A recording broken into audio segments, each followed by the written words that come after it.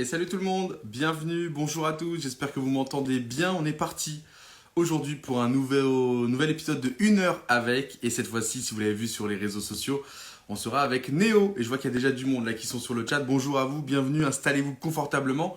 Néo qui est le cofondateur de la structure eSport Vitality.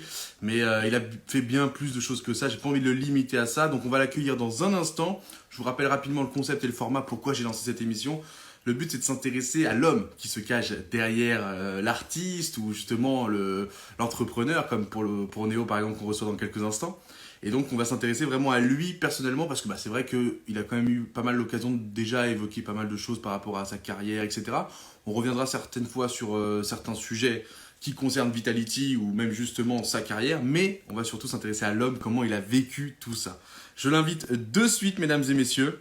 Et je compte sur vous pour l'accueillir comme il se doit. C'est le frérot. C'est le frérot, Néo. Il est prêt, on m'a dit. Donc, je l'invite. Hop. J'espère que ça sera parfait. Au niveau du son, vous nous tiendrez au courant. Hop, voilà, il est déjà là. Oh là là, il est déjà prêt. Ah bah attends, moi j'attendais. Déjà que je suis en retard. Putain. Non, mais c'est moi aussi, tu vois, genre, parce qu'on va expliquer très rapidement. C'est vrai que tu es papa depuis maintenant combien de temps, tiens? 9 mois, je savais pas qu'on allait en parler. Ah, excuse-moi. Donc effectivement, forcément, il y a les imprévus du jour, donc on te pardonne avec grand plaisir. Comment tu vas, toi, Néo? Écoute, très bien. Ça se voit, fatigué. Putain, en Ouais. plus, je suis proche de la caméra pour une fois, donc du coup, je commence à faire mon âge. Ah bah sur Instagram, il n'y a pas de triche. Ouais, ouais, c'est clair. C'est ce que j'expliquais. Je peux pas mettre un filtre petit chat ou un truc comme ça. Je crois que je peux. Attends. Franchement, ouais, tu serais le Ah non, premier. Attends, non, ouais, mec, ça. Il va faire n'importe, il va tout casser. Ça Ouais, y non, est. voilà. Non, non, non, non, bah non, non, c'est clair. Je suis fatigué, j'imagine, comme tout le monde, parce que la période est étrange et plein de travail, mais je suis très content de faire partie de ton show pour la première fois. Ça fait un petit moment. Merci de te prêter au jeu, ça fait plaisir. En plus, bah, je sais que tu es à l'aise avec l'exercice, donc j'imagine que toi, tu n'as pas de stress ou quoi que ce soit. Mais le but, comme Un j'expliquais peu. aux gens, c'est qu'on va évoquer des sujets que tu n'as peut-être pas l'habitude d'évoquer. On va vraiment revenir sur toi, l'humain, alors que d'habitude, tu te présentes en tant que forcément fondateur, cofondateur de Vitality. Et donc, on pose des questions que sur ce que tu as accompli. Et on oublie limite la personne qui se cache derrière. Donc moi, je vais essayer de m'y intéresser un petit peu. Je n'ai pas pris mes cartons, mais normalement, j'ai carton. Mais avec toi, j'en aurais pas besoin, mec. Tu es Bah, transparent, tu es ouais, à l'aise. moi, j'essaye d'être le plus authentique possible, on va dire. Parce qu'en fait, j'en ai un peu ras le cul de la langue de bois ou du contrôle de communauté, des trucs comme ça, etc. Et j'essaie d'être le plus authentique et d'être le plus transparent possible parce que de toute manière, tout se sait. Hein. Ça, c'est une vérité que vous apprendrez Surtout dans. avec Internet maintenant, tu vois, de Ouais. plus en Et puis plus. même, tu vois ce que je veux dire, avec la pluralité des streams, avec des vidéos YouTube, des Twitter, etc. et tout, si tu commences à raconter des conneries de toute manière, d'une façon ou d'une autre, ça sortira. Donc moi, je pars du principe que je dis la vérité et c'est comme ça. On va y revenir et tu anticipes une des questions qui va sûrement avoir lieu à un moment, mais effectivement, on va y revenir à ce sujet-là et c'est très important parce qu'on se retrouve, je pense, un peu tous les deux là-dessus. Et c'est pour ça que ça me fait très plaisir de t'avoir. Tu vas même des fois pouvoir dire des choses que moi, j'ose pas dire parce que Ouais. ma position fait que c'est compliqué, alors que de ta bouche, ça sonnera bien évidemment différemment. On va commencer par s'intéresser à toi, l'homme, comme je l'ai dit, et à ton enfance un petit peu. Ouais. Comment, toi, les jeux vidéo sont arrivés dans ta vie? Est-ce que tu as des souvenirs encore précis du jeu vidéo? Est-ce que tu partageais peut-être avec des membres de ta famille, peut-être tes fils uniques, etc. Contextualise-nous comment les jeux vidéo sont arrivés chez toi. Euh, Ça, c'est venu assez tardivement, quoi, assez tardivement. Oui et non, quoi. C'est-à-dire que je pense que c'est un truc déjà de phénomène de cours de récré. Notre génération qui a grandi dans les années 90, on avait tous dans les cours de récré les Game Boy Color, les Game Boy, etc. Et je pense que c'était fait partie des attractions principales. Hein. Quand on jouait tous à Pokémon sur les bons, etc. Je pense que ça a été ma vrai premier choc en me disant c'est trop cool, c'est vraiment bien, etc. Après, j'avais une maman qui était un petit peu effrayée par ça parce qu'elle comprenait pas forcément. C'est-à-dire qu'elle avait toujours peur, tu vois, et à juste raison. Hein. Par exemple, la Game Boy, elle était persuadée que ça allait me niquer les yeux. Pourquoi ça Et- t'absorbe comme ça? non, même Pourquoi pas, je pense tu... pas. Non, même pas, ok. Ouais, je pense pas, même pas que ça soit une question d'être, tu sais, pris dans quelque chose, quoi, tu vois ce que je veux dire, Mhm. ou que tu sois un peu autiste et que tu sois dans ton monde, etc. Tu vois, c'était plus dans le délire qu'elle avait vraiment peur que ça m'abîme les yeux, quoi. Et en fait, c'est assez justifié parce qu'il y a pas longtemps, j'ai retrouvé un Game Boy Color et en fait, il y avait vraiment pas de rétroéclairage à l'époque. Et en fait, on se niquait vraiment les Le yeux dessus. soir, ouais, quand on Ouais, jouait ouais, la nuit, sans lumière, t'étais ouais. obligé d'avoir une lampe de poche, une lampe de poche Ouais, qui la s'allume. lampe qui s'accrochait, là. Ouais, Tu l'avais, c'était celle-là, ça, là? quoi. Ouais, non, mais tu sais, t'avais aussi un truc que tu pouvais dessus, quoi. Donc ça, je veux dire, ça a été ma première envie de faire de kiffer la console, quoi. Donc tout seul, quoi, dans ton petit coin avec ta Game Ouais, Boy. mais c'était communautaire, parce que pour moi, le jeu vidéo, ça a toujours été quelque chose de social, tu vois ce que je veux dire? Ça a Dès le toujours début? été quelque chose que j'ai partagé avec des gens. J'ai Ok. jamais vu le gaming comme quelque chose d'être tout seul dans mon coin, de jouer, etc. C'est venu après avec certains jeux où c'était une expérience solo avec une immersif, etc. et tout. Mais depuis petit, en fait, moi, j'ai toujours conçu le jeu vidéo comme quelque chose finalement comme un partage, quoi, tiens. Quelle année tu es? T'es né en quelle année, histoire de contextualiser 92. aussi? 92, donc Ouais. ouais, moi je suis en 91, donc on va très vite s'entendre sur plein de choses, historiquement. Donc ok, donc tu as découvert avec la Game Boy, de fil en aiguille, j'imagine que tu es passé peut-être à des consoles un petit peu plus, on va dire, ambitieuses. Ouais, bah, Qu'est-ce que tu as découvert derrière? ouais, première console PlayStation 1, premier jeu Rayman et Tomb Raider. J'avais pas le droit de jouer à Tomb Raider. Pour l'anecdote, tu Trop vois, sexy? bah non, pas ça, c'est trop Ah, violent. Je pense que trop ma violent. mère, pareil, tu vois, genre, elle aimait mettre des limites, mais ce qui était assez marrant, c'est que ma mère, qui était un peu conservatrice vis-à-vis de ça, tu sais, donc elle contrôlait notre temps dans les consoles. La console était dans un lieu commun où elle pouvait justement voir si on faisait n'importe quoi, et ce qui était une bonne chose, quoi. Surtout que j'étais jeune à ce moment-là, je devais être en CM2 ou en CM2, tu vois, donc je devais avoir quoi, 8-9 On ans. n'avait pas autant de vision sur l'impact des jeux vidéo qu'on a Ouais, aujourd'hui, ouais. donc ça se Et puis comprend même, hein, et clairement. puis même, je pense que c'est une bonne chose finalement que les parents s'intéressent en fait. Tu vois, genre le fait que ma mère se soit intéressée finalement, ça m'a permis aussi d'y aller progressivement, De ouf. de comprendre aussi, tu vois, les abus qu'il pouvait en avoir, etc. Et elle s'y intéressée à titre perso parce qu'en final, elle jouait plus à la console que nous à la fin. Mais non! Ah, Parce que c'est cool! quand on dormait, en fait, elle jouait de temps en Ah, temps. c'est cool! Ah, tu retrouvais ta sauvegarde, t'avais passé 3 niveaux Bah, de plus. tu vois, genre, en fait, moi, je jouais carrément, mais elle avait pris Tomb Raider soi-disant pour ma sœur, mais au final, c'était elle qui jouait. Et Ah, des fois, c'est je très m'entendais cool. gueuler le soir parce qu'elle se faisait défoncer par les ours, tu vois. Ah, mais Et ça me c'est réveillait ah, en ouais, plein milieu de la nuit, tu vois. Donc j'ai des bons souvenirs comme ça de ma mère qui était une gameuse, et elle a compris finalement qu'elle kiffait ça, quoi. donc ça a Donc, été plus facile pour toi sur ce sujet-là à la maison, justement, du ah, bien coup. sûr. En fait, oui. Et je pense qu'en fait, c'est aussi une des thématiques. Il y a beaucoup d'enfants et de gamins aujourd'hui qui rencontrent des difficultés vis-à-vis de leurs parents, de leur faire comprendre leur passion, de leur faire comprendre ça, etc. Mais la plupart du temps, en fait, quand les parents sont un peu réticents, réfractaires à ça, c'est qu'en fait, il y a un vrai manque d'intérêt. Et je pense qu'en fait, quand on partage des choses avec ses enfants, quand on discute avec eux, qu'on prend le temps de discuter avec eux, de voir posément finalement qu'est-ce qui les anime, les passions, les choses comme ça, ou même de temps en temps de faire l'effort de jouer avec eux. Tu vois, genre c'est Même si ridicule. c'est pas un truc qui t'éclate, Bah, ça va te faire mieux comprendre. oui, Et tu vas puis, comprendre aussi le processus par lequel il passe. Tu vas te dire, ah, mais en fait, c'est pas débile. Au contraire, ça ouais, fait bien sûr. réfléchir fois 1000, quoi. Donc, je suis totalement d'accord avec toi. Je partage ton Et avis puis à 100%. et puis quand t'es petit, tu sais, t'as toujours des jeux, t'es toujours content, tu vois, de partager quelque chose avec tes parents, t'es toujours fier de C'est vrai, montrer que t'es fort sur c'est vrai. quelque chose.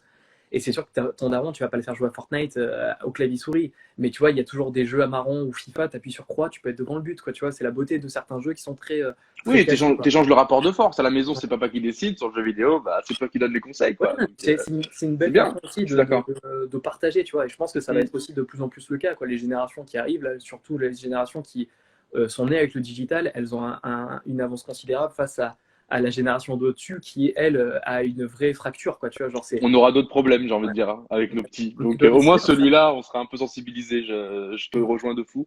C'est vrai qu'on a qu'une heure. J'avais vu les gens sur Twitter qui étaient en mode, mais 1 heure avec Néo, mais t'es fou. Lui, dès que tu lances un sujet, il va parler 8 ans. Donc, Ah, mais il va moi, falloir de temps en temps, Néo, que je te resitue pas un de peu souci. Moi, je suis un la dispo. structure. Ah, Mais tu mets une c'est ce qui est pièce, trop bien. tu mets une pièce, je joue la musique, hein, t'inquiète Et pas. bah, du coup, je vais enchaîner avec ma deuxième question. Tu l'avais un petit peu anticipé tout à l'heure. On le sent aujourd'hui, tu as cette envie, justement, comme tu l'as toujours eu, de parler sans langue de bois, de dire un peu les choses aux gens. Est-ce que c'est parce que justement tu essaies de changer, on va dire, la société ou en tout cas poser des débats intéressants selon toi dans la société? Ou est-ce que c'est parce que c'est plus fort que toi et tu as toujours eu envie d'amener des gens dans ta philosophie, dans ta manière de voir les choses parce que tu te disais, bah ouais, je suis dans un monde que je connais maintenant très bien et au lieu de fermer les choses sur toi, parce que tu pourrais très bien dire, mais plus je vais en parler, plus je vais avoir des concurrents, effectivement. Mais au Ouais. contraire, tu te dis, mais tout ça me dépasse et du coup, au contraire, plutôt que ce soit des concurrents, ça va être ceux qui vont reprendre le flambeau une fois que toi, tu auras fait ton temps, ce genre de choses. Comment tu vois ça? Pourquoi tu as cette attitude-là alors que tu es dans une position quand même qui est. Enfin, tu es le boss de l'e-sport en France quasiment, tu vois, on peut le dire, quoi.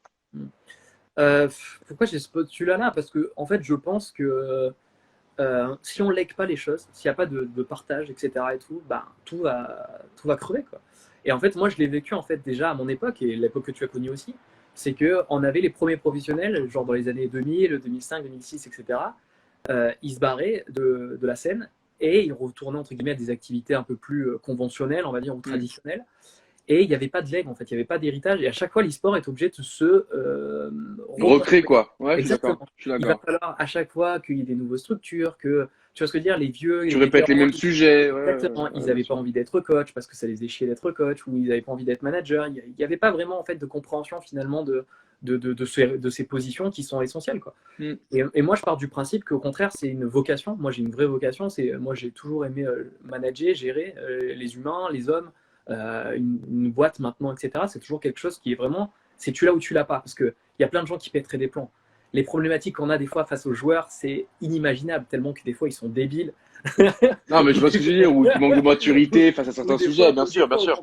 Ou au contraire, c'est tout l'inverse. C'est au contraire, des fois, tu te rends compte à quel point c'est des enfants et qu'ils ont besoin de guidance ou de repères, ils ont besoin d'amour, etc. Ouais, Donc, il y a plein de trucs où, tu vois, c'est genre, c'est absurde, quoi, tu vois. Ouais. Et en fait, si t'as pas animé par quelque chose, par une passion, par une vocation, etc. et tout, bah, tu pètes un Tu peu, craques, quoi. tu lâches. Donc, moi, j'ai toujours été, j'ai pas été toujours comme ça, hein. J'ai été langue de bois très lisse pendant très longtemps.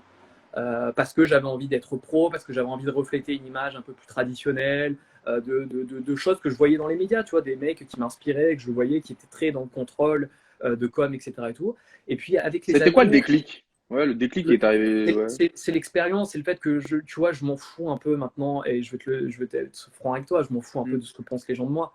Aujourd'hui, moi, ce que j'ai envie, c'est d'aller au bout de mes idées, d'aller au bout de mes projets, de kiffer un maximum, et je sais que de faire kiffer les gens, tu vois, de trouver le compromis finalement entre ce que les gens attendent et ce que j'ai envie de moi de faire aussi, quoi, tu vois. Et entre nous, est-ce que c'est pas ta réussite qui t'a donné cette confiance aujourd'hui? Ou est-ce que finalement, non, c'est pas lié, c'est justement t'es arrivé à un âge qui fait que tu es sûr de qui tu es et ce que tu as envie de faire? Mais ou est-ce que tu lis ça à la réussite? En fait, tu as eu tellement raison pendant tellement d'années, la preuve avec la société Vitality aujourd'hui et tout ce que tu entreprends à côté, que tu te dis, bah ça y est, en fait, c'est bon, je vais arrêter de passer par quatre chemins, je vais leur dire les choses, quoi. Euh, Bah, je pense qu'il y a un peu de tout. C'est forcément l'expérience, les années où bah, tu as d'autres choses dans ta vie qui t'ouvrent en fait des chakras, quoi. Tu vois, genre moi, ma vie de famille, les années, etc. et tout, qui font que bah, c'est plus unidimensionnel en fait la vie. Tu vois ce que je veux dire? C'est plus moi et mon travail, c'est moi, mon travail, ma vie, Est-ce mes que je activités. laisse? Ouais. Ouais. Donc, du coup, au final, je pense que ça t'ouvre pas mal de cases dans le cerveau aussi pour te dire que, bah, voilà, t'as envie d'aller faire les choses, de les vivre pleinement et d'aller au bout de tes idées, de tes convictions, et puis basta, quoi. Tu vois, genre, t'as pas forcément envie de faire de la politique H24, même si malheureusement ça fait partie du travail, qu'il en faudra toujours. Je pense que c'est plutôt l'expérience, la maturité qui arrive, parce que nous les hommes, on a une grosse crise d'ado entre 22 et je dirais 25 ans, où finalement on est un caractère qui est méga changeant. Et je pense qu'après 25 ans, je pense qu'on a on a un caractère qui se pose un petit peu plus et qu'on a envie aussi, on a plus de convictions, plus de réponses, on a vécu beaucoup plus de choses, etc., quoi. C'est la Après, suite logique de la vie, un petit peu, quoi. ouais, après la réussite, ça aide aussi, forcément, quand tu réussis quelque chose et que tu vois, genre, il y a des choses qui vont dans le bon sens, ça te donne aussi un peu plus d'estime de soi, pas de confiance en soi, parce que je trouve que ça veut rien dire, la confiance en soi, mais c'est plus de l'estime de soi. Voilà. On va revenir sur aussi maintenant un peu plus sur Néo, hein, moins Fabien et un peu plus Néo. Je vais te poser la question inverse, on parlait un peu du côté très positif de tout ça, où ça t'a amené. Quels ont été les trois moments où tu as peut-être le plus douté, où tu as été un peu plus en mode, mais j'ai fait tout ça pour rien? Tu sais, des moments un peu Ouais. techniques dans ta carrière, parce que tu as vécu plein d'époques. C'est vrai qu'on va très très vite, mais au début, tu l'as dit, tu as été joueur, puis ensuite, tu es passé un petit peu en staff, puis après, ensuite, tu as été manager, puis ensuite, tu as été entrepreneur. Enfin, tu as vécu plein de choses, plein de casquettes, et je pense que tu t'es Monteur à la télévision aussi. monteur, ouais, effectivement. Ouais. Donc, Il y tu a as plein vécu de plein. trucs Je pense que c'est ce qui t'a fait, c'est ce qui a fait ce que tu es, tu vois. Mais quels J'ai ont été beaucoup les trois de- moments techniques, les trois moments, on va dire, piliers où tu as peut-être tout remis en question, quoi, où tu t'es dit, mais est-ce que je continue ou est-ce que c'est bon, quoi, tu vois, et Il y c'est en a moi un eu peu tellement. charnière, ouais, Il y en a, j'imagine. il y en a eu J'imagine. tellement, mais après, c'est ceux que je cite la plupart du temps. C'est Ok. le premier vraiment qui est la grosse claque dans ma gueule, c'est quand je monte ma petite association, que je me bats avec trois fronts et un couteau pour monter des équipes, qu'on réussit à battre Gotaga qui était chez Millennium à l'époque, et que là, Millennium me récupère tous mes joueurs, et au final, j'ai le sponsor qui se barre, mon asso qui meurt. Et à ce moment-là, j'ai 17 ou 18 ans, tu vois, genre, j'avais des super joueurs, j'avais Broken déjà à l'époque, etc. Et ils se barrent tous chez Millennium parce que c'était le gros de l'époque.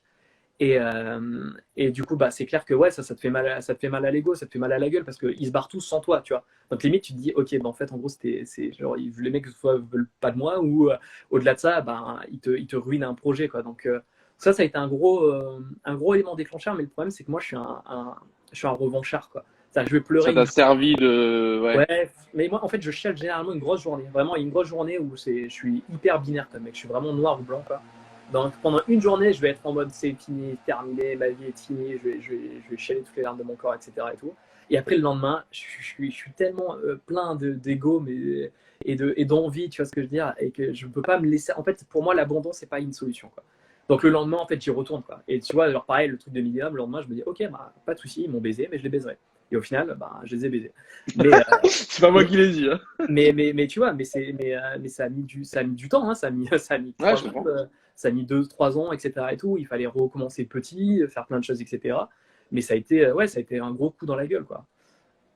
Donc, premier moment, tu en as un autre, peut-être, qui t'a, bah, justement, comme tu l'as dit, en fait, des carrières comme ça, elles sont semées d'embûches. Et c'est là où tu vois la force d'un homme, c'est comment il se relève. En vrai, moi, pour moi, c'est ça qui était important dans ta carrière. C'est que de plein de fois, on t'a mis des grosses barrières, des bâtons dans les roues, alors que tu partais de bonnes intentions, mais c'est aussi le monde dans lequel on vit qui veut ça. Tu vois, tout le monde est un peu requin, tout le monde veut sa part, et forcément, la compétence n'est pas forcément tout le temps récompensée. Quel a été un deuxième moment comme ça où tu t'as peut-être un peu tout remis en question? Parce que là, on n'est même pas encore à la Ouais. création de Vitality. J'imagine que même chez Vitality, tu as eu des timings compliqués, non? Oui, non, bah oui, non, mais je pense qu'il y a un moment donné où j'ai chopé le boulard aussi, je pense. Il y a un moment donné où j'ai vraiment Donc, eu ça a le été blanc. toi le problème, hein, à un moment. Enfin, t'as été ton Ouais, propre problème, quoi. je pense qu'à un moment donné, tu vois, genre, je pense que c'est quoi, vers 2015, tu vois, genre, l'air de rien, on a une belle croissance avec Vitality. Sur Call of Duty, on est huge, on a Gotaga, donc on a des croissances sur les réseaux sociaux énormes. Gotaga était un putain d'accélérateur de particules et il a boosté, ça a été le carry de Vitality, mais énorme, quoi, tu vois. Hmm. Et en fait, il y a un moment donné où on se touche les couilles, quoi, tu vois, genre, parce qu'en fait, on n'a plus la même hargne et on a l'impression qu'on est arrivé, tu vois, même moi, je cherchais moins les sponsors, j'avais moins envie finalement que Vitality soit un gros truc, j'ai accepté finalement ma condition, j'aimais ma célébrité, tu vois, prendre faire des petites photos en convention, ça me faisait kiffer, j'avais l'impression d'être un peu connu, etc. Je pense que T'es maintenant, arrivé limite au bout du cycle, quoi, ouais, non, selon franchement, toi. je pense que ça me montait à la tête et que Ok. tu vois, je le faisais pour les mauvaises raisons. Je le faisais vraiment parce que ça m'amenait un peu de fame personnel. Et puis c'est tout, quoi, tu vois. Et Gotaga s'est barré. Bon, il s'est pas barré propre, mais il s'est barré.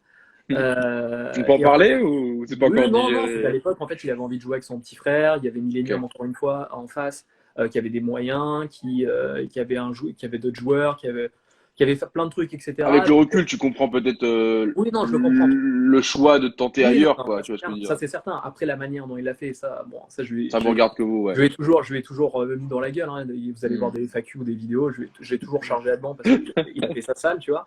Mais au-delà de ça, sur le fond, il avait totalement raison. Et ça a été un super boost et une super gifle dans la gueule parce que là aussi, j'ai chialé un petit moment. J'ai l'impression que tu Et as besoin d'un ennemi, tu as besoin de la concurrence un pour shonen, moi, c'est un sortir le meilleur de shonen boy. toi-même, quoi.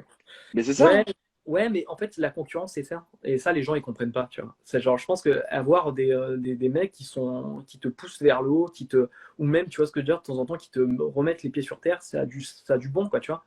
Et je pense que voilà, les monopoles, c'est génial pour ceux qui veulent, quoi. Moi, ça me fait pas kiffer, quoi, tu vois. Moi, j'aime le partage, j'aime la concurrence saine, bien sûr. Il faut pas le faire entre débiles.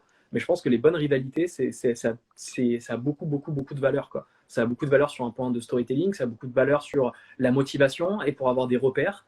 Et voilà, et je pense que voilà, c'est une bonne chose. Et Gotha, il m'a mis une bonne claque dans la gueule, une bon retour des choses. Et au final, bah, 6 mois plus tard, on est en LCS. 8 mois plus tard, il revient. On a des nouveaux sponsors, on va sur d'autres jeux. Et Vitality, ça a fait x2, x3, x4 en l'espace de quelques mois, quoi. Et c'est grâce à lui, parce que c'était un vrai déclic. Et qu'à ce moment-là, j'ai eu peur finalement de Tout. perdre ça. Et j'ai eu une sorte Ouais. de remise en question qui me dit, mais en fait, mec, toi, tu as monté Vitality à la base pas pour être suffisant, pas pour être moyen, quoi. J'ai Ce monté que tu Vitality. critiquais au départ, en final. Ouais, exactement. C'était Moi, ton ce que je combat de voulais, départ et tu c'était étais devenu, ouais, bien sûr, ouais, j'avais envie totalement. d'être numéro un et puis Hmm. j'avais envie d'avoir la structure qui correspondait à nos valeurs et qui fasse kiffer du monde, quoi, tu vois. Et à la fin, je pense qu'on était plus dans du copinage d'entre-soi, tu vois ce que je veux dire, où on se remettait pas en question, il n'y avait pas vraiment de prise de risque, on avait nos habitudes, on avait ci et ça, et ça faisait chier tout le monde, quoi. Mais sauf qu'on s'en rendait pas compte, et celui qui s'en est rendu compte avant nous, et généralement celui qui s'en rend compte souvent avant tout le monde, c'est Gotaga. Voilà. Il est bon, hein. Eh ben, on va finir Ouais, le sujet Gotaga parce que enfin, le but c'est de parler principalement de toi, mais effectivement, on le voit qu'il est quand même très lié à beaucoup de moments importants de ta vie. C'est quoi la situation aujourd'hui avec Gotaga, Vitality Gotaga? Quel est votre rapport? Quelle est votre situation entre vous? elle est un peu plus lointaine, je dirais, parce que c'est vrai que bah, les aléas du professionnalisme, de la vie, de nos parcours, fait que bah, on n'est plus aussi proche qu'avant. Maintenant, je pense qu'on a un énorme respect mutuel. Moi, j'adore bosser avec lui. Il m'a vraiment fait naître aussi médiatiquement et professionnellement. Même si j'avais ma petite vie à côté, j'étais monteur, etc. pour la télé, pour le cinéma.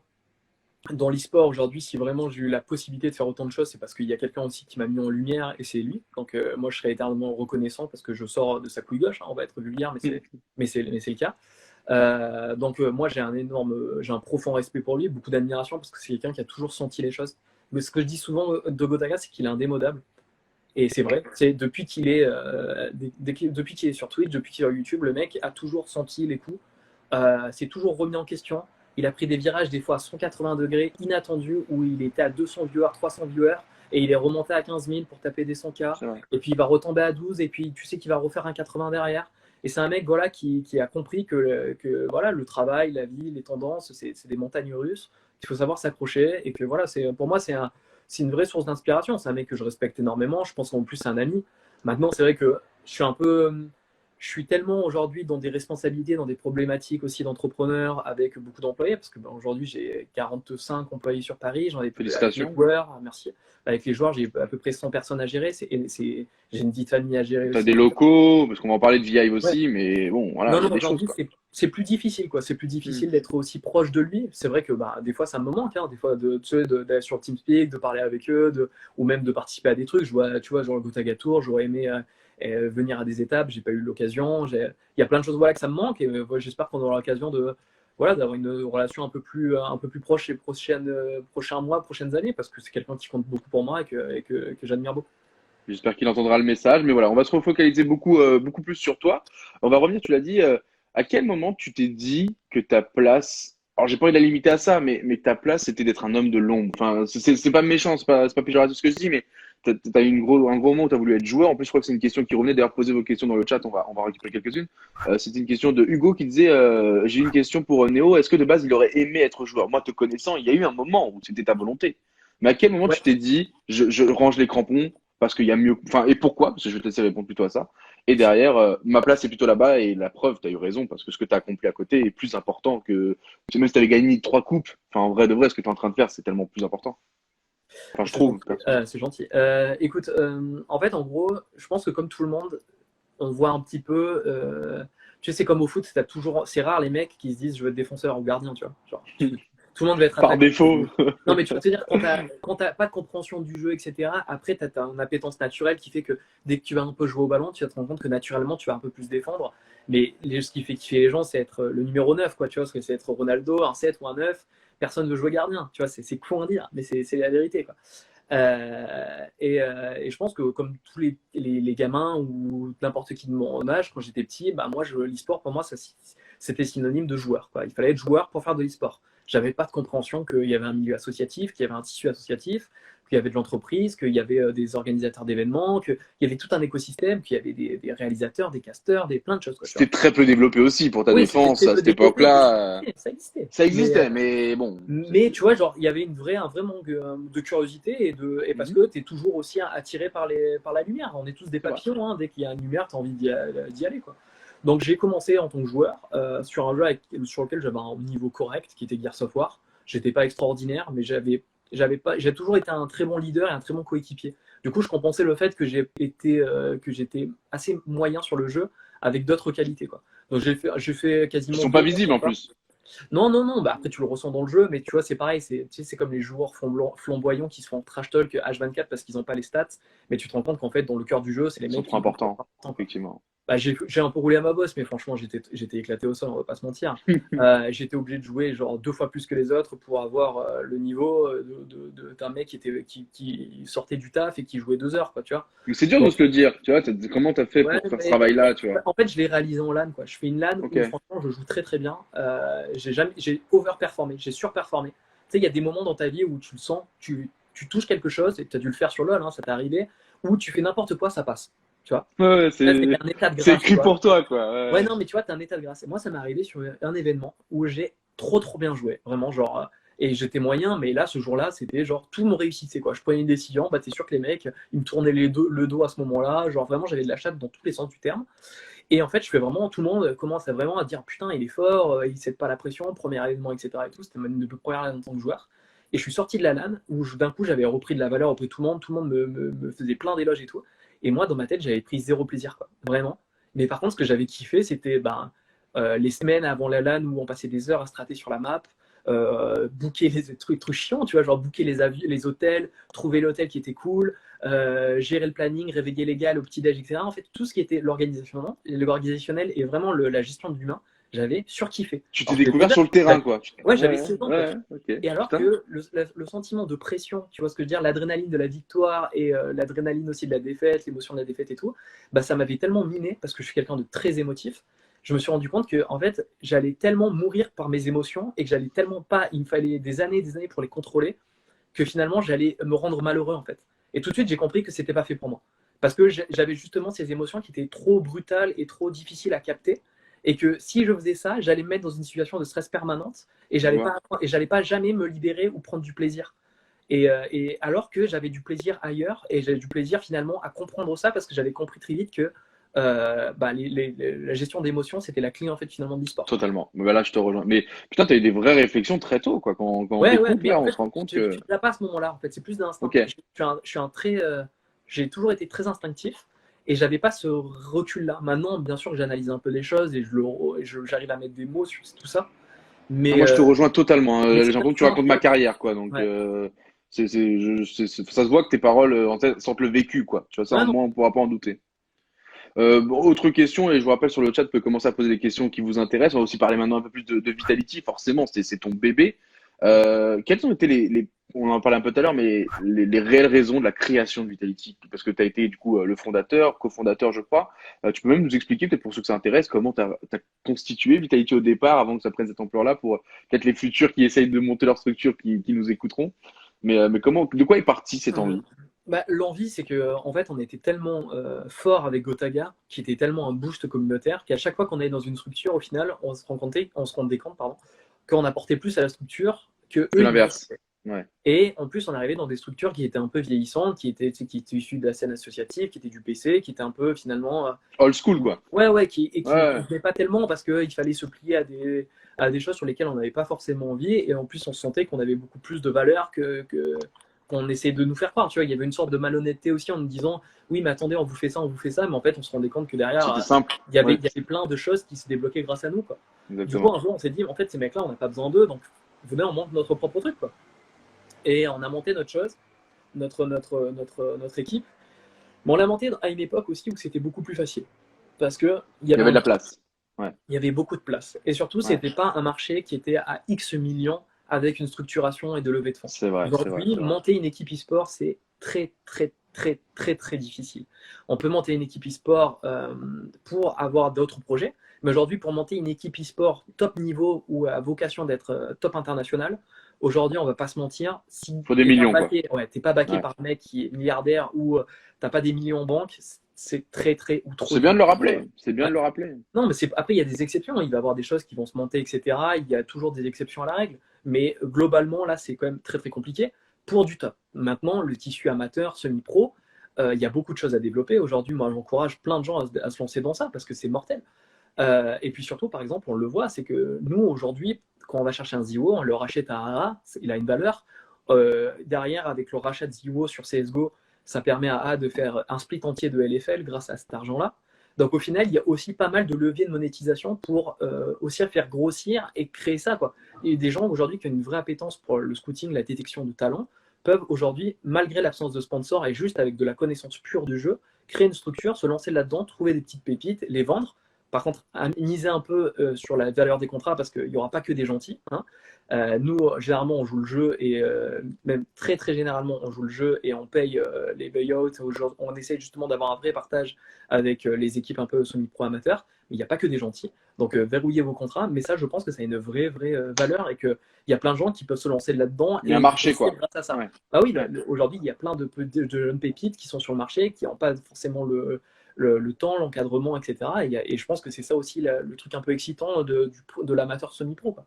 Ah, je pense que ça va parler à beaucoup de monde, clairement. Très bonne réponse. On va enchaîner avec les questions du chat, parce qu'il y en a de très bons actuellement. On va aller directement sur Vitality encore une fois.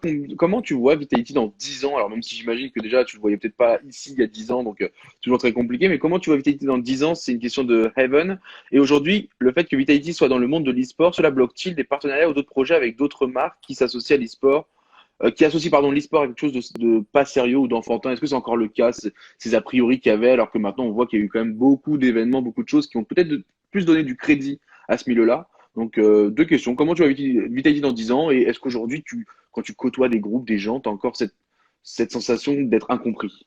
Je pense. Alors, je vais répondre à la question la dernière. Non, je pense qu'il y a une vraie tendance de marché qui a complètement évolué.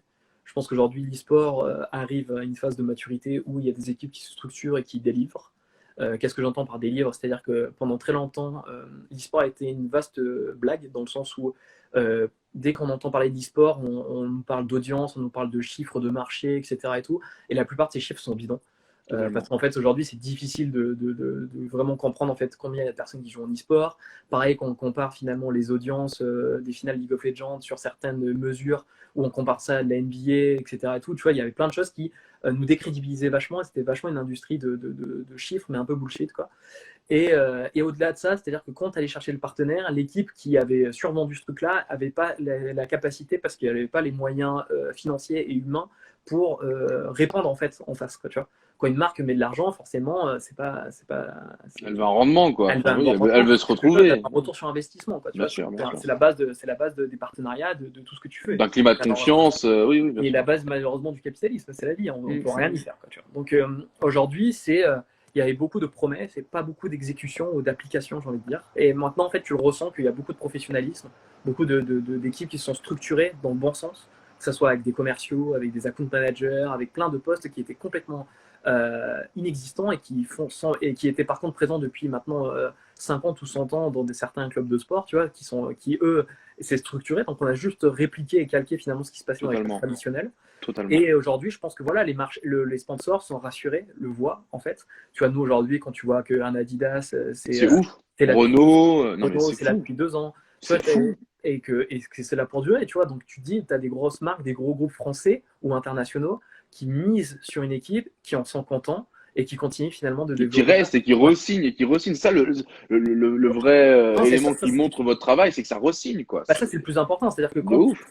déjà faire rentrer une marque sur le marché, c'est génial. Aujourd'hui, c'est pour Mm. ça que n'importe qui fait rentrer une marque On sur un applaudit, quoi. marché, on applaudit. Et même si ça fait chier de temps en temps, parce que tu aimerais forcément avoir les plus belles marques, tu aimerais signer tous les sponsors, etc. Et tout. Voilà, mais c'est la vérité. Tu vois, je suis quand même content quand il y a des grosses et des belles marques qui rentrent parce que, bah, je dis conneries, mais quand tu as une banque d'un tiers qui est là, bah, tu sais qu'ils ont 50 concurrents, donc forcément, les Exactement. concurrents vont voir aussi ce que ça fait. Et ils pourront pas aller dans le même truc. Exactement. Eh oui, c'est très logique. Donc c'est pour ça aussi que je parle de rivalité saine, et c'est là où moi je milite pour ça, tu vois. Et il y a beaucoup aujourd'hui de structures encore qui sont un peu dans une guerre un peu récréative, quoi, ou de cours de récré, tu vois ce que je veux dire, où c'est les leaders, c'est les nanas, il faut absolument leur peau, etc. Non, en fait, ils ont besoin de la locomotive Vitality parce que l'air de rien, on est ambassadeur à l'international de la France, de l'écosystème français et à l'international, comme on a besoin aujourd'hui d'une équipe semi-pro, amateur ou une équipe pro en France, parce qu'elle fait du travail aussi, elle vulgarise ça, elle fait croître tout le monde, et c'est important. Et puis voilà, c'est complémentaire. Ouais, Oui. c'est complémentaire. Oui, bien sûr, totalement. Je vais aller sur un flou. C'est vrai que même moi, cette question m'intéresse beaucoup. C'est une question de Mathis. Je vois qu'il te connaît bien pour avoir posé cette question-là. C'est vrai qu'il y a un flou entre votre relation avec vos joueurs et qui s'est transformé en ambassadeur. Je pense que là, tu vas me rejoindre direct. Il demande, c'est quoi être un ambassadeur Vitality? Comment on devient ambassadeur? Quel est leur rôle? Parce qu'on a l'impression que c'est parfois un acte de gentillesse de votre part. Tu vois, en mode, bon, bah, tu nous as fait confiance, donc on va pas te lâcher. Donc, tu deviens ambassadeur par défaut. Mais qu'est-ce que tu attends des ambassadeurs concrètement, toi? Quelle est ton idée derrière ça? En fait, en gros, c'est simple. C'est que, alors ça, il y a une conception qui est assez nulle sur l'ambassadeur. Tout le monde pense qu'en fait, c'est les joueurs flingués qu'on va garder et qu'on va passer ambassadeur. Non. Déjà, c'est sûr qu'il y a une affinité. Enfin, il y a des joueurs qui, typiquement Broken, qui fait partie des fondateurs de l'équipe, etc. Il a toujours été là, même dans des moments de grosses galères, et on a toujours été là aussi pour lui, même dans ces moments de grosses galères. Et il y a une vraie relation. Donc, typiquement, tu as les ambassadeurs comme ça qui font partie de l'histoire. Et je pense qu'encore une fois, c'est important d'avoir des valeurs. Et les valeurs, c'est aussi de continuer et de faire aussi, quand tu as la chance de faire vivre certaines personnes, tu vois, de leur passion, qui se donnent les moyens et qui représentent de manière très positive la marque, que ce soit pour les sponsors, à travers la communauté, à travers leur stream, etc. Et tout, en fait, c'est gagnant-gagnant. Aujourd'hui, typiquement, un ambassadeur, je vais l'activer pour nos sponsors parce que aujourd'hui, par exemple, un joueur League of Legends ou CSGO, Pas trop dispo, quoi. les mecs ont 30 semaines de compétition par an. 30 semaines. Ouais, 30 bien sûr, semaines où bien ils sûr. sont à l'étranger. C'est-à-dire que dans l'année, il doit avoir 4 à 5 semaines de vacances. Ouais. Donc les 4-5 semaines, si je commence à leur faire faire un tour des médias, et je leur en fais faire, hein, je suis obligé, ils ont aussi de ce genre de choses. Mais si je les surexploite là-dedans, les mecs, Ils crament, quoi. Ouais, mais je bien peux pas. sûr, bien sûr. Et en fait, au bout d'un moment, il y a un truc qu'il faut respecter, c'est le repos des gars. Le respecter, le repos des gars, le fait qu'il ne faut pas les sursolliciter aussi parce que ça reste des humains avec plein de choses, etc. L'ambassadeur, il arrive aussi dans cette position-là. Il permet, en fait, finalement, de ne pas être déceptif auprès du sponsor, d'avoir en fait des leaders d'opinion, des gens qui ont une vraie appétence, compétence et compréhension de l'e-sport, de l'incarner, d'être présent, de faire de la vulgarisation. Et des fois, c'est des gros leaders de communauté. Hein. Quand je pense à Gotha qui est un ambassadeur, Broken qui est l'air de rien ambassadeur et qui a une grosse communauté, que ce soit sur Insta, sur Twitter, etc. Bah, ça aide énormément. Donc l'air de rien, c'est ce projet-là. Après, il y a des joueurs qu'on prend qui sont plus petits et qu'on aime bosser avec eux, qui sont très pros. Je prends le cas je sais pas, d'un Roby, d'un Ads, ou Oslo récemment, j'ai vu. Voilà, Oslo récemment. Oslo, c'est des gens qui aiment le maillot, qui, quand ils étaient joueurs, quand on leur demandait quelque chose, c'était très facile de travailler avec eux.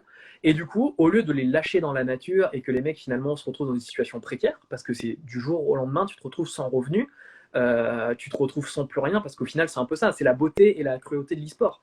C'est d'un côté, tu deviens pro en l'espace de 2 jours et le jeu meurt, t'es à la rue, tu perçois pas de chômage, t'as que dalle, t'es dans la merde. Quoi, et tu pètes un plomb et tu pars dans tous les sens et tu te dis mais ma vie d'avant était mieux. Et si tu n'as pas construit de communauté et que tu n'as pas de trucs à côté qui te font vivre, t'es mort. Quoi. Mais de ce que je comprends, c'est pas uniquement un acte de gentillesse, il y a quand même un profil à avoir. Il y a quand même un profil à avoir. Non, attends, il y a des trucs. C'est-à-dire que dans le contrat d'ambassadeur, ils nous doivent tant de nombre de jours d'activation, et tant de nombre de tweets, des trucs comme ça. Alors, on n'est pas en train de compter parce qu'on n'est pas dans ce type de relation, mais contractuellement, en fait, ils ont des obligations et ils sont obligés finalement ils nous les doivent, tu vois. Et par contre, c'est certain qu'il y a des profils qui sont plus petits, comme tu vois, genre Roby, comme Oslo, etc. Mais c'est dans notre intérêt de les faire grossir.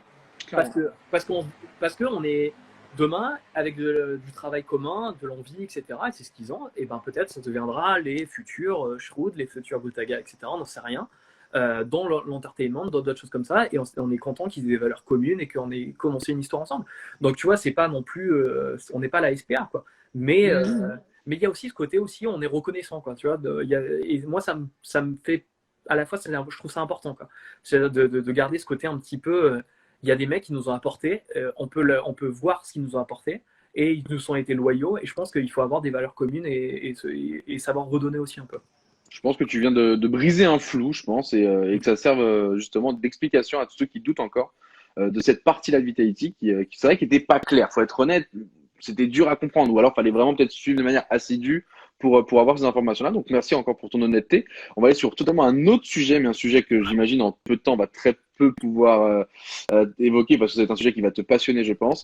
Question de JZ Pierre qui va me permettre de rebondir. Néo, tu ne trouves pas que l'e-sport joue une place parfois trop importante justement au niveau du jeu vidéo, au détriment parfois des parcours scolaires? Donc ça va nous mettre la liaison entre l'école, le jeu vidéo, ce qu'on est en train de voir de plus en plus, donc des écoles gaming qui se montent, certaines sérieuses, certaines moins.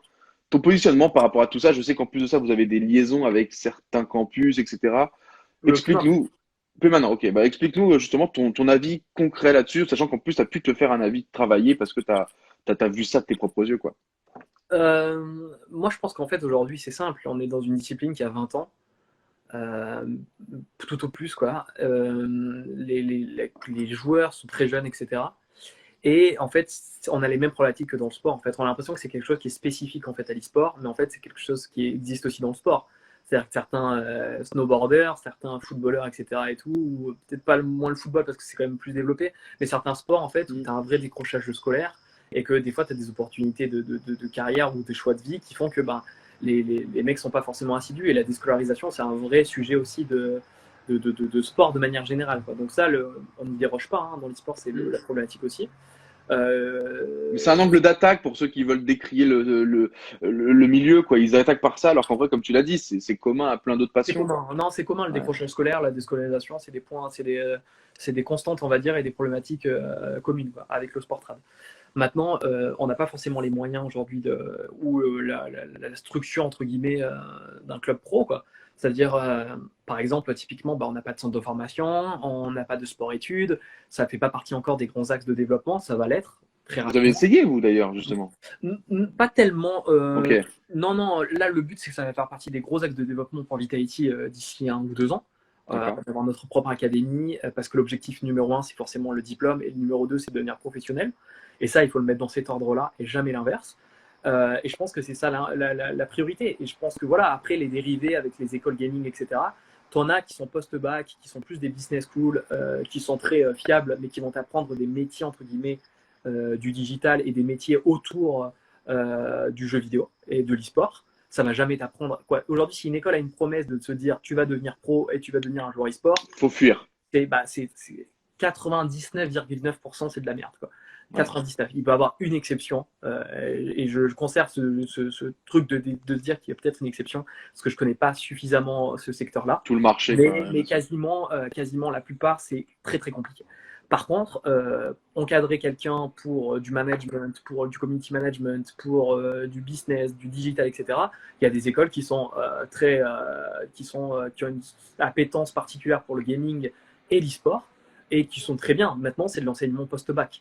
Donc, c'est-à-dire qu'il faut que vous ayez déjà votre bac pour pouvoir postuler là. Après, c'est des écoles privées comme finalement, on pourrait faire une business school standard qui coûte 4, 5, 6 000, 8 000 et qui sont très chers à l'année. Mais il y en a plein qui font ce choix de carrière, même en dehors du gaming, parce que aujourd'hui, beaucoup de gens veulent faire du marketing, du business, et que c'est une filière comme une autre. Quoi. Maintenant, voilà, pour les écoles gaming, c'est plus compliqué. Je pense que en fait, les véritables personnes qui pourront lancer ça, j'ai envie de te dire, c'est les professionnels justement de l'éducation en partenariat avec des professionnels de l'e-sport. Et voilà. Bah, je veux justement rebondir là-dessus. Le milieu de l'e-sport s'est énormément développé, on va dire, dans son coin. Est-ce que c'est peut-être pas le moment où l'État devrait commencer à mettre la main à la poche, aider justement à développer ça, parce que tu l'as dit toi-même, sans, on va dire, des règles officielles et un cheminement comme on l'a fait avec le sport-études, par exemple, dans le football. Sans ça, est-ce que ça peut vraiment bien se développer ou est-ce que finalement il y aura toujours des âmes perdues, des enfants qui se retrouveront là-dedans et perdront plus leur temps et leur argent qu'autre chose, tu vois ce que je veux dire? Donc, est-ce que tu penses que l'État en a besoin ou finalement il faut continuer de se dire que ça va pas arriver et il faut avancer sans eux? Non, je pense que l'État en a besoin parce que aujourd'hui, c'est un gros marché. Voilà, on va pas se mentir. Ça rapporte beaucoup de pognon, donc forcément, l'État en a besoin. C'est aussi simple que ça. Et je pense qu'au-delà du fait que ça rapporte de l'argent, c'est que l'État aussi a une valeur aussi d'encadrement et d'encadrer les disciplines. De structurer la jeunesse, quoi. Pour les Mais oui, adultes, les bah dérivés, oui. et tout ce qui va avec. Donc, en fait, je pense qu'il y a il y a une verticale économique qui est très importante. Parce qu'aujourd'hui, on va générer du tourisme, on va générer du pouvoir d'achat, on va générer plein de choses. Donc, d'un point de vue économique, l'État forcément ne va pas se faire prier, pardon. Et d'un autre côté, éducationnel, et, encadré, etc., structuré, je pense qu'ils ont aussi quelque chose à jouer. Maintenant, c'est plus difficile parce que l'e-sport, c'est quand même géré par des ayants droit privés. Des ayants droit, c'est-à-dire, par exemple, le football ou l'athlétisme, ça reste quelque chose de global. C'est encadré par la FIFA. Mais en fait, en gros, tu vois, genre, il n'y a pas un éditeur de jeu derrière qui vend le jeu ou qui gagne de l'argent sur des C'est vrai, choses comme ça. c'est vrai. Donc, on se rapproche dans un modèle qui est plus proche de la boxe ou peut-être du tennis à certains trucs ou peut-être du poker. Donc, il y a plein de choses aujourd'hui qui vont devoir être Être mis sur la table, quoi. être C'est vrai. réglées. Mais après les discussions que j'ai avec l'État, que ce soit avec le secrétaire digital, je suis très proche de Cédric O. Donc ça commence déjà Oui, à tourner, quoi. Et puis c'est des mecs, tu vois, je prends l'exemple du ministre, du secrétaire d'État au digital, c'est quelqu'un qui aime l'e-sport, véritablement. Et Bonne nouvelle. il est très bienveillant, quoi. Donc voilà, on a des relations, que ce soit même avec le cabinet du ministre, je les ai eu au téléphone la semaine dernière, etc. Donc il y a des choses qui avancent, qu'il y a une vraie compréhension, on est sondés, ils essaient de comprendre nos besoins. Voilà, après, on n'est pas en haut des priorités, ce qui est normal. Mais en tout cas, il y a des vraies choses qui bougent. Et puis, tu as Francis Sport en France qui t'aimes ou t'aimes pas, mais ils font pas mal d'initiatives et ça fait avancer les choses aussi, quoi. Même au niveau peut-être de sensibilisation, non? Ils ont pas un travail à faire à ce niveau-là, d'aller Oui, peut-être non, mais je pense. chercher les primaires, les collégiens en leur disant attention à ci. Par contre, enfin voilà, il n'y a pas Oui, non, je forcément pense, bien autant sûr. de. Ouais. Bah, ce qu'avait essayé de faire l'OMS, tu sais, très maladroitement en parlant des, tu sais, des abus sur le jeu vidéo et de le comparer à l'addiction avec le tabac et l'alcool. Ce qui était très maladroit parce que sur le fond, Ouais. ils ont pas tort dans le sens où effectivement, tu peux avoir de l'addiction à faire péter des crédits dans le fut, tu vois ce que je veux dire? Parce que tu vas absolument pas que L'effet casino, quoi. mais c'est Ouais. une forme, tu vois. Donc Ouais. il y a vrai ou faire péter des skins dès qu'il y a un truc sur Fortnite. Donc il y a aussi un côté addictif parce que typiquement Fortnite, tu vois, genre on n'en parle pas assez, mais Fortnite, le mécanisme de Fortnite, c'est chaque seconde tu survis. Donc chaque seconde en fait, tu as la notion de reward parce que C'est vrai. quand tu en vis, en fait tu gagnes, tu es un gagnant. Jusqu'au Ouais. moment où tu perds, et là tu recontinues, tu vois. Et tu Donc redémarres même, tout, quoi. Ouais. donc même la mécanique, la mécanique en fait du Battle Royale, finalement, elle est liée pour créer une forme d'addiction ou de récompense, tu vois ce que je veux dire? Donc en fait, C'est l'OMS, vrai. sur le fond, ils ont pas tort. Après, c'est sur la forme de l'associer à des trucs qui tuent des gens et des marchés qui sont aussi pas très très clean. Bah là, ça c'est un problème. Mais la vérité, c'est que voilà, moi je pense qu'aujourd'hui, il faut faire une vraie sensibilisation. Moi et toi le premier, hein, je pense qu'on kifferait faire le tour des collèges et des lycées, ça nous Totalement. éclaterait de le faire. Totalement. Ça nous éclaterait de le faire, de partager ça avec des enfants, avec des collèges, etc. On le fait à travers les lives, les Oui, vidéos, bien on sûr, et c'est essaye, tu notre vois, mais ça responsabilité, suffit tu vois. pas, quoi. Bien Ouais. sûr. Mais ça, typiquement, moi, c'est un truc que j'adorerais faire. Si aujourd'hui, on me disait, bah, tu vas faire un tour des lycées ou des collèges pour expliquer ton métier et expliquer un petit peu les abus, etc. et tout, bah, je le ferais avec plaisir et je serais très honnête. Parce que je pense qu'aujourd'hui, il faut arrêter de dire aussi, l'e-sport, c'est le truc le plus sain, le plus vertueux possible. Ouais, ouais, Il y a des les il y a paillettes, des gros problèmes, tu vois, la bien sûr, sédentarité, bien la sûr, prise de poids, il y a du bien dopage, sûr. des paris, il y a plein de trucs qui sont Je suis négatifs, tu totalement vois. d'accord. Il faut les mettre en lumière aussi, les accepter, et c'est comme ça qu'on arrivera à faire quelque chose de clean et de grand. Voilà. Et vu qu'on est encore dans une situation où il y a un écart de génération, c'est pas dans 10 ans qu'il faudra faire ce travail-là, ce sera trop tard. Autant le faire maintenant quand les Non, parents non. sont encore parfois déconnectés Puis là, ou pas assez on a la sensibilisés chance. aussi, tu vois. On a la chance d'avoir une audience qui est très jeune, tu vois. Je le vois avec Mm. Fortnite. C'est vrai. Je le vois avec Fortnite, l'audience, elle est jeune. Il y a un vrai intérêt des jeunes qui se passionnent pour le jeu vidéo, pour l'e-sport, etc. Ils sont matures hein, Et quand même, hein, pour leur âge, hein. ils Plus sont que nous à notre époque, hein. Sincèrement. alors, ça dépend à certains moments de l'année, j'ai envie de te dire, quand il y a eu des transferts ou Ok. pas. La plupart, ouais, la plupart, ils ont une vraie appétence, ils se régalent, tu vois, dans ça, ils se passionnent pour quelque chose. Et en vrai, je pense que, et tout le monde le dit, quand tu es passionné de quelque chose, tu comprends et tu apprends plus vite. Ça, c'est normal. Et je pense qu'aujourd'hui, voilà, moi, je suis très content que, voilà, vous, Gotha, etc., vous êtes des mecs qui avez les bons discours, que vous utilisez votre audience justement pour faire passer les bons messages. Et c'est important. Et je pense que Ouais, si on ne le fait merci. pas maintenant avec l'audience qu'on a qui est très jeune et qui sera l'e-sport de demain, et ben on est trop con quoi. Parce qu'au final, c'est pas juste dire les gars, rentrez au code Doggy ou code Oslo. Et acheter, et acheter, et acheter, Quoi. merci, merci, merci, quoi. Oui, Ouais. ça, Et je vous aime, et je vous aime, et je vous aime. bien sûr, Ouais, je vois totalement. vous participez à Ouais. l'écosystème, bien sûr, vous faites vivre des streamers, des passionnés de leur sud, donc c'est génial. Mais en fait, il n'y a pas que ça. Quoi. Voilà. Franchement, ça a été très clair. On va changer clairement de sujet. C'est vrai que je veux aussi revenir là-dessus, parce qu'on l'a dit toi-même, tu as plein de casquettes, tu as fait plein de choses. Ouais. C'est quoi ton taf aujourd'hui? Comment tu résumerais ton taf aujourd'hui? Moi, je suis un pompier de service. Voilà. Ah, Je suis un pompier de service, j'éteins les incendies. En fait, je suis arrivé dans une période de ma vie et de la structuration de Vitality où on est tellement gros, et c'est bizarre, et je ne veux pas mettre zéro prétention là-dedans, mais c'est le cas, qu'en fait, il faut qu'on digère un truc qui s'appelle l'hypercroissance. Alors, c'est un terme un peu vulgaire pour ceux qui ne sont pas entrepreneurs, mais je vous l'explique en deux termes.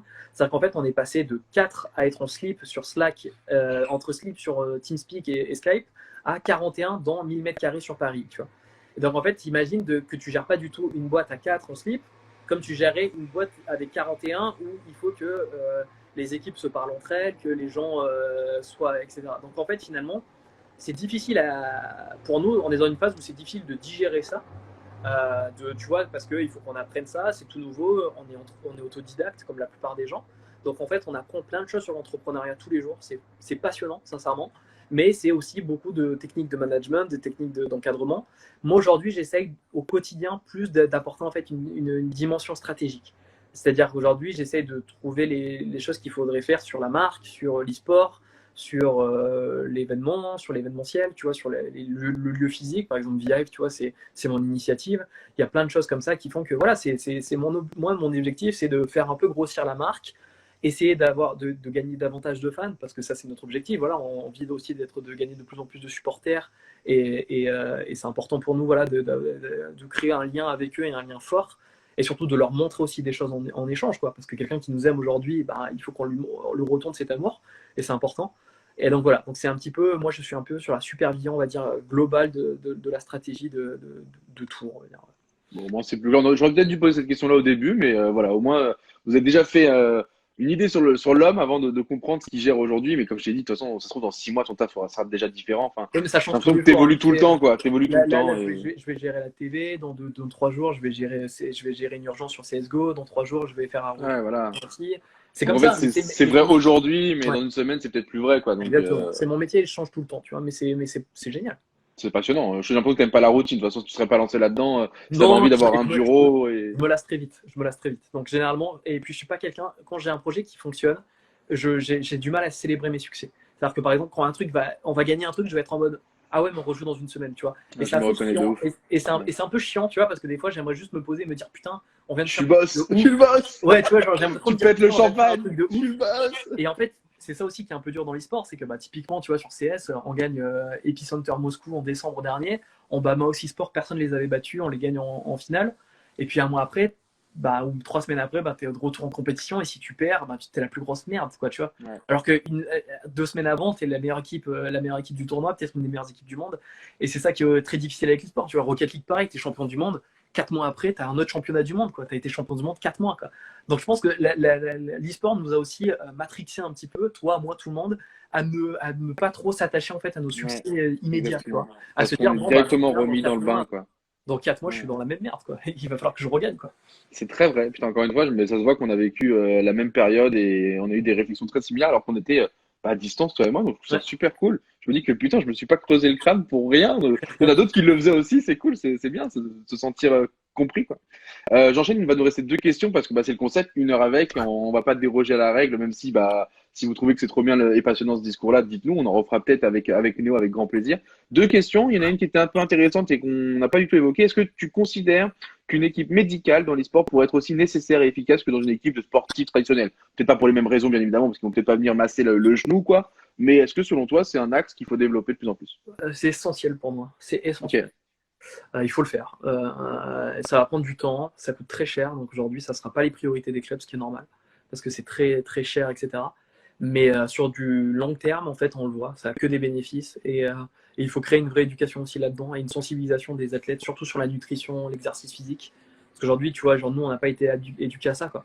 Non. Nous, on pensait que le sport, au contraire, c'était un coup à se péter le poignet ou, tu vois, genre, ou à perdre 2 heures de prac, ce qui était une connerie. Tu vois.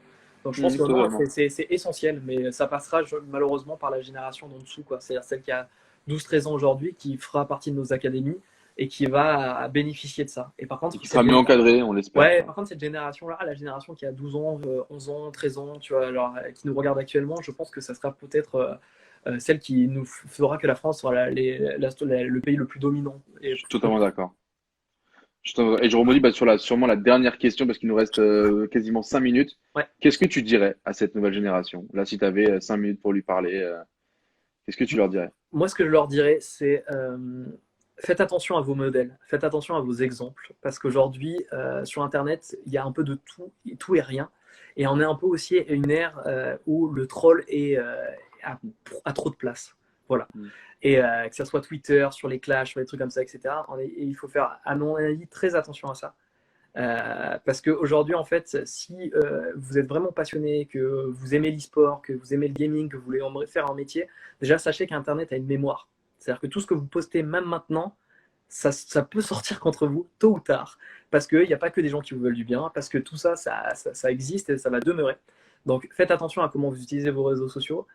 Ne soyez pas malveillant, ne soyez pas toxique pour quelques retweets ou pour quelques fans, ça ne sert absolument à rien. Les réseaux sociaux, c'est la réalité. Ça existe, ça fait partie de votre vie.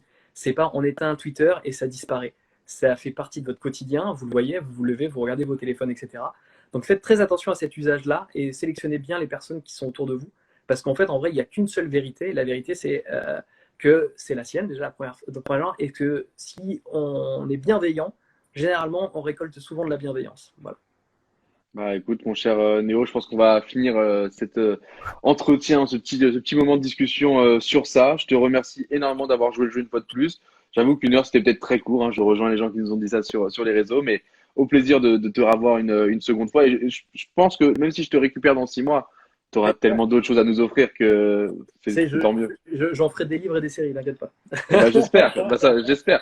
Bah, toi, rapidement, on peut finir là-dessus. C'est quoi là, les projets rapides qui arrivent pour Vitality là? C'est quoi le gros focus? J'ai vu la TV qui se lance. J'ai vu même Ouais, toi, tu avais une émission de talk où tu ouais, parlais. j'essaye, ouais.